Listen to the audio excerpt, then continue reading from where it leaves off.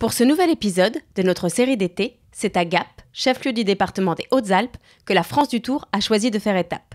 Visite guidée de l'un des chantiers menés actuellement dans la région avec Mathieu Corbelin, conducteur travaux. On est sur un groupement d'entreprises avec Gantoli en mandataire et on est associé à des entreprises locales. Et donc on construit la rocade de Gap qui permet de désengorger le centre-ville du fort trafic poids lourd. Une rocade de 2 km de long avec des ouvrages et 2 giratoires. Quels ouvrages vous allez construire ? Alors c'est un chantier qui en fait s'appelle un TOAR pour terrassement, ouvrage, assainissement et réseau. Donc c'est-à-dire qu'on construit les ouvrages d'art qui sont 2 cadres béton armé et ensuite on monte tout ce qui est remblai courant.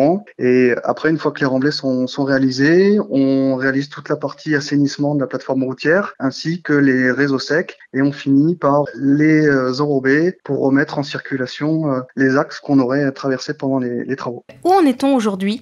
Alors aujourd'hui, on est sur bientôt la fin de l'opération avec un objectif de livraison début septembre. Quels sont les enjeux en termes environnementaux ? Alors 2 enjeux qui sont en fait des cours d'eau existants qu'on a dû buser avec des franchissements provisoires, des ouvrages à proximité de cours d'eau.